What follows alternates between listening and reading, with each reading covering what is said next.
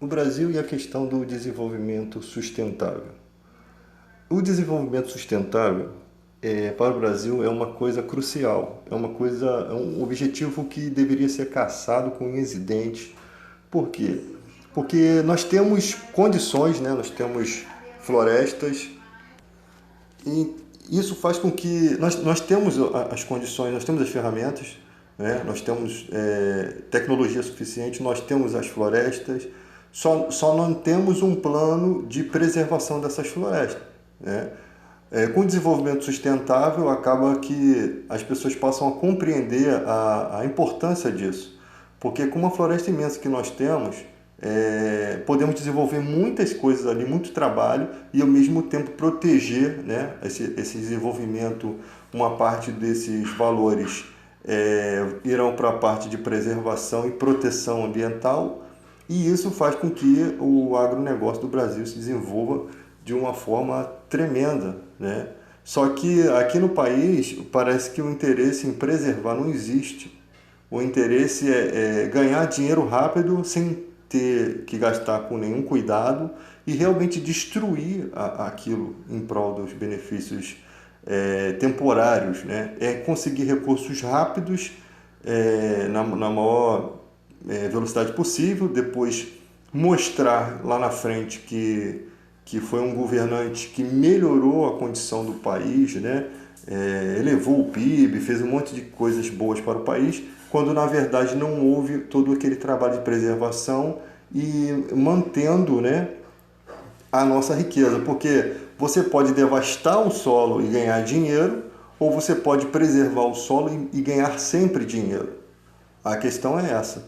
Então, você vê que nós temos os recursos e nós não temos policiamento suficiente, né? Polícia Federal, o quadro é muito pequeno, né? As nossas leis de reflorestamento e condições de proteção ambiental são muito fracas, né? Os órgãos são subjugados pelos governantes, eles perdem o seu poder de fiscalização e punição, tá? E isso faz com que o nosso país acabe transformando aquilo que seria um benefício em depois uma barragem de rejeitos, né? Uma coisa que vai ser trabalhosa para depois limpar, né? Ter mais gasto com aquilo ali. Porque se você tem garimpeiro jogando mercúrio na água, contaminando peixes, leitos de rios, você simplesmente depois vai ter um problema de saúde sério e vai ter custos com aquilo ali. Então, nós vemos ali a destruição em massa, porque a madeira é o petróleo do Brasil, né? Ela é uma coisa muito cara, muito valorizada, e o objetivo é tomar na mão grande, as pessoas tomam realmente na mão grande, passam por cima de tudo e de todos, dependendo de quem está no governo, não respeita leis, tá? Então, por isso que você vê sempre ostentações contra o guardião da Constituição, que é o Judiciário. Você vê sempre poderes se ostentando contra os guardiões da Constituição, porque são eles que fazem as punições, são eles que podem fazer os embargos, entendeu? Então, se você não tiver gente lá dentro, os seus planos diabólicos não conseguem culminar da forma realmente que você desejaria ser, tá? São planos de guerra. Nós temos, os nossos inimigos estão dentro do nosso país. Infelizmente, a nossa guerra fria é entre nós mesmos, nossa guerra de canudos aí. Infelizmente, é isso que acontece. Os nossos inimigos são a nossa própria população. Infelizmente, é dessa forma. E nesses conflitos todos, o gás o liquefeito de petróleo, né? Esse conflito da Ucrânia vai prejudicar em algumas coisas, né? O petróleo, a gasolina aumenta, o gás de cozinha vai aumentar, porque é liquefeito de petróleo. Então, as classes mais baixas são as que sofrem mais os impactos disso, porque são coisas que para muita gente que tem dinheiro não faz muita diferença a gasolina estar muito alta ou muito baixa, né? Ele não sofre tanto impacto, mas os que vivem constantemente, precisam do combustível para mover a sua fonte de renda, porque é assim, você hoje é um empresário, se acha um empresário, um microempresário, né? Só que você não tem capital. Todo o seu dinheiro, todo o seu investimento está naquela pequena loja que você tem. Você é pobre. Infelizmente, você não tem. E se acabar o seu negócio por alguma fatalidade, como foi o Covid, você simplesmente vai ficar perdido. Primeiro que você deve ter anos que não trabalha de carteira assinada e às vezes o cara não sabe fazer nada além daquilo, tá? E ele tem muitas coisas que dependem daquele valor que ele recebia. Já estava acostumado àquele ritmo de vida. Então, se o cara tem ali por mês 5 10 15 mil, né? E daqui a pouco ele se vê cercado por questões trabalhistas, né? Porque não tendo condição de pagar os empregados, não pode demitir sem pagar os seus direitos, né?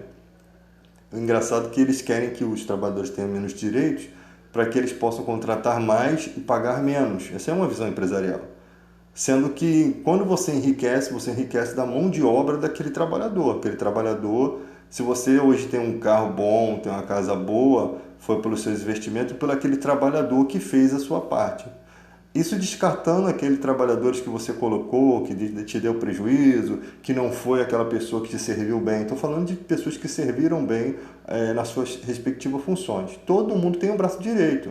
Você tem um bom cozinheiro. Se mudar aquele cozinheiro, seu restaurante quebra. Sua padaria tem um bom padeiro. Se aquele padeiro sair por alguma eventualidade, os clientes notam que o pão não é a mesma qualidade, o seu comércio quebra. Então todo mundo tem, é uma dependência de uma coisa de Deus, né? Uma dependência, né? Às vezes você tem lá dentro da favela uma pequena padaria que tem um padeiro ali que arrebenta no pão.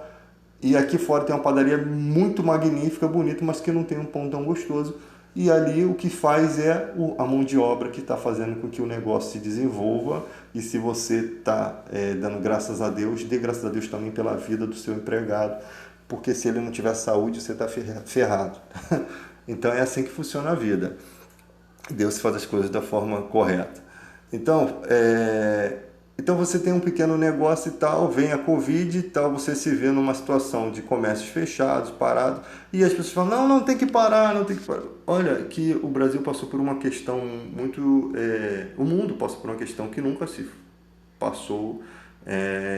Essas gerações de agora nunca vivenciou, nunca achou que poderia acontecer algo como o Covid. Então, até os especialistas batiam cabeça, estava uma coisa totalmente embaraçada e bagunçada, mas que revela como há uma necessidade tão tremenda de se ter uma saúde pública de qualidade, como não podemos deixar de lutar para que os recursos sejam empregados nos locais certos e adequados, porque quando os recursos não estão chegando nas áreas, a longo prazo isso vai trazer morte, como aconteceu em Petrópolis. Os recursos não chegaram para conter aquelas barreiras, para preservar, para proteger aquelas áreas que não fossem construídas casas ali, também não deram outra oportunidade das pessoas terem as suas moradias.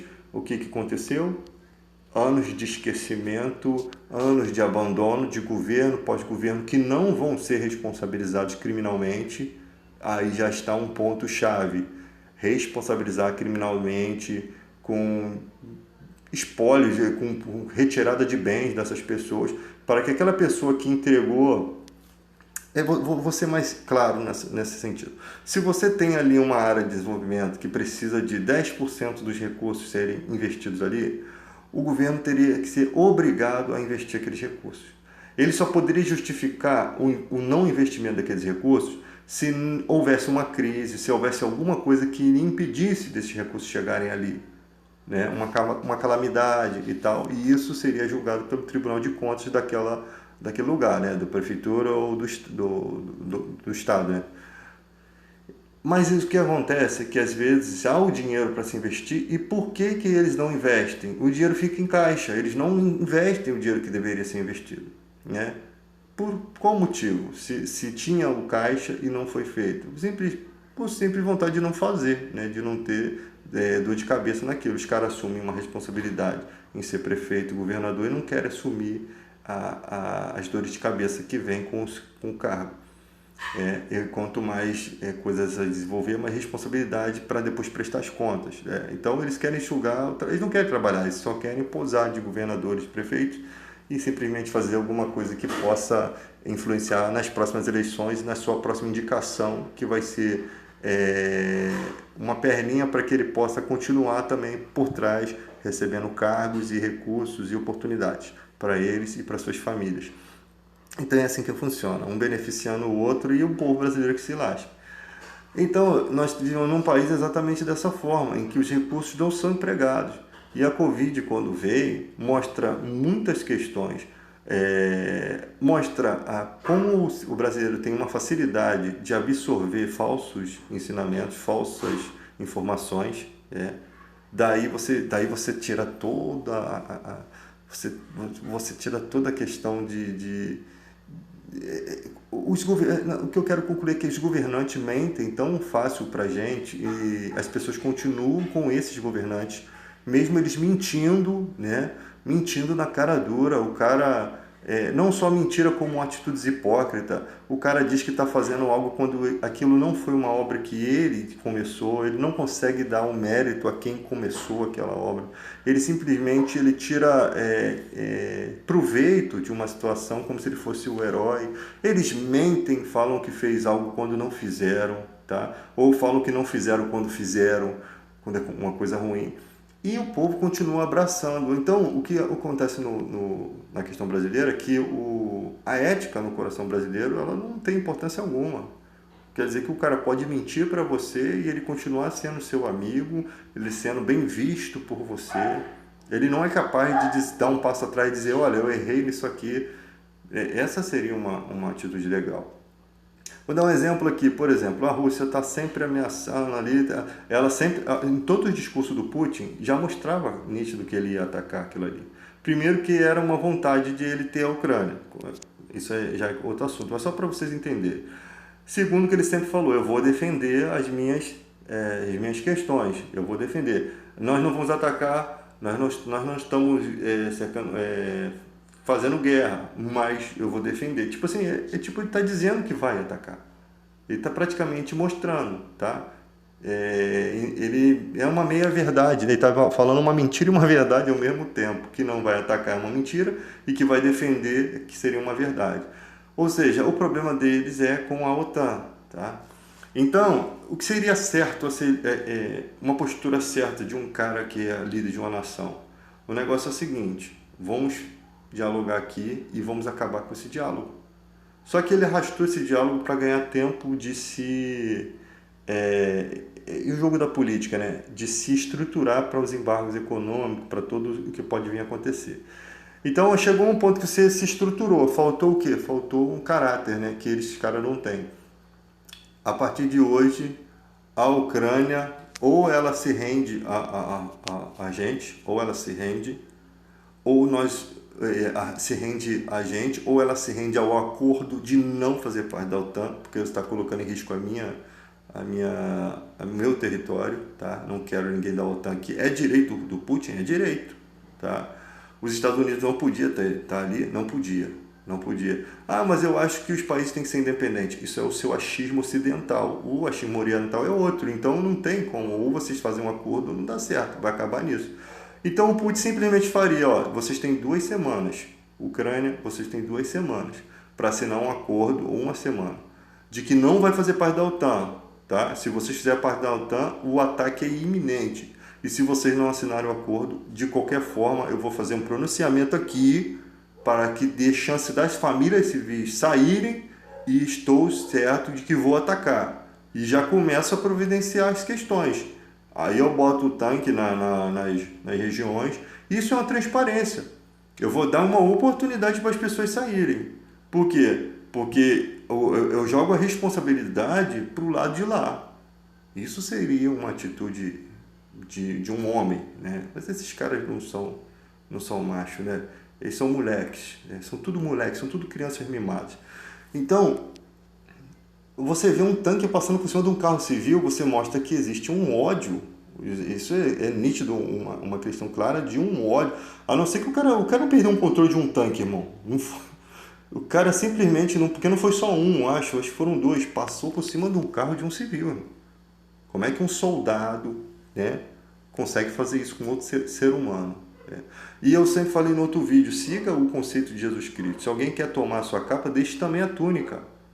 Você não vai morrer por causa de uma capa, você não morre por causa de uma casa, não morre por causa de um lugar. É ruim, mas você pode reconstruir outra vida, você pode reconstruir outra nação com mais dificuldade, importante a felicidade da sua família. E tem gente que entendeu isso. E gente pegou e caminhou direto para as fronteiras para poder achar ajuda, porque não tinha nem ajuda dos outros países. Olha que os países são tão miseráveis que abandonaram aqueles povos lá, tá? E o que então a gente tira como lição de vida, mudando aqui o assunto um pouco, sobre essa questão? Primeiro, quando estourar uma guerra, se preocupe em ter muita gasolina, né?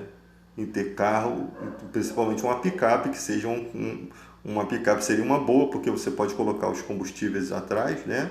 Sem correr tanto risco de você, se aquilo explodir, você pegar fogo junto, do que você botar o combustível interno. Você precisa ter um combustível, você precisa ter o carro com sua manutenção em dia e você precisa saber aonde que é a fronteira mais perto. E outra coisa, eu sinceramente não levo nada, eu só vou levar o meu Xbox. Se tiver o carro, você pode levar algumas coisas de valor, mas se você não tiver carro, for a pé, você vai ter que levar só o que está ao seu alcance das mãos e o restante deixa para trás. Sua documentação dos seus filhos e aquilo ali vai virar cinza, irmão, entendeu? Se porventura a guerra acabar e você tiver a condição de restabelecer o seu lar, se não, você vai ter que primeiro pensar quem é que dominou aquele país, que regime está sobre aquele país. É um regime comunista? Eu vou botar minha família sob um regime comunista? Não, eu prefiro viver numa democracia. Eu prefiro viver em um país onde eu tenho liberdade, onde minha liberdade não é cerceada, tá? Então a questão é essa. Aí você vê como que os países são tão despreparados, porque não é nem despreparo, gente, é que não há interesse de gastar dinheiro em socorrer as pessoas, simplesmente. É nítido. Condições eles têm de mover algo, mas eles fazem tipo alguma coisa para dizer que fizeram, para não ficar vergonhoso a nível internacional, porque vontade mesmo de tirar as pessoas eles não têm. Eles não querem ter gastos com esse tipo de coisa. Quem está lá, que vivia lá, que se exploda. Essa é a visão deles. Isso é nítido. Isso é nítido. Você achar que seu país vai se preocupar com você de uma forma extraordinária, ele vai mostrar uma preocupação para poder não ficar ruim a visão dele internacionalmente, tá? Agora, se você tem um presidente realmente que fosse mito, ele faria toda a diferença. Isso daí são as provas reais da vida, né? Quando você faz um cálculo, você tira a prova real para saber se aquele cálculo está bem feito. E a vida, a história, o tempo vai mostrando se esse cálculo está certo ou está errado. Se a sua visão sobre aquela pessoa realmente ela não estava embaçada, né? E você precisa de colírio para poder enxergar de forma melhor. Então, gente, o nosso país precisa de gente que saiba dialogar, precisam de pessoas que tenham um coração bom, porque se seu coração for ruim, irmão, não adianta ser, como Jesus mesmo fala, se a árvore for ruim, os frutos são ruins. Ela não consegue dar frutos bons, tá? Um rio não pode dar dois tipos de água, ou é doce ou é amarga, tá? Então, dependendo do coração do homem, é que você tem as respostas que você pode absorver sobre aquela pessoa. É assim que a gente tem que andar. E fixe nas mensagens. Se alguém vier tomar a sua túnica, deixe também a capa. Nada disso aqui tem valor, irmão. Sua moto, seu carro, nada disso tem valor. O que tem valor é a sua vida, tem valor a sua família, né? O que tem valor você consegue viver bem em qualquer lugar. Você não depende de homem algum, você depende de Deus. Você não depende de ninguém. O ser humano acha sempre que depende das coisas. Esse é o erro do ser humano. Aí Jesus fala, vê as aves do céu, elas não plantam, elas não colhem, e todavia o Pai vos tem alimentado. Vê as plantas, por que vocês estão ansiosos pelo que comer, pelo que vestir? Olha a planta aí, Deus não veste bem elas, para que o sol no outro dia venha destruir elas, quanto mais valei vós, homens de pequena fé. Então o próprio Deus está indagando a pequena fé do homem, está mostrando como o homem é substancialmente imperfeito e dependente das coisas materiais. Tá? Eu não estou falando que na hora que você sofre alguma coisa, que você não sinta a falta das coisas. Não estou falando que você não pode sentir a falta das coisas. Eu estou falando que essa falta não pode ser o que rege a sua vida. Muitas pessoas lá em Petrópolis perderam sua casa, outras pessoas nem estão preocupadas porque perderam a casa, por ver tão tamanha, imensa dor das outras pessoas, 200 e poucas vítimas, tá? Ali era um lugar que era iminente o caos. Ali ia acontecer aquilo de qualquer forma, já vinha acontecendo reflexo ao redor. E pode acontecer em outros lugares ainda. Então, choveu, a galera, se tiver amor pela sua vida, saia de casa. E depois chama a Defesa Civil, que é o trabalho deles, de analisar o lugar. Não vá colocar a vida da sua família em risco. Tem gente que não tem para onde ir, vá para qualquer lugar que Deus vai contigo. Faça como Abraão.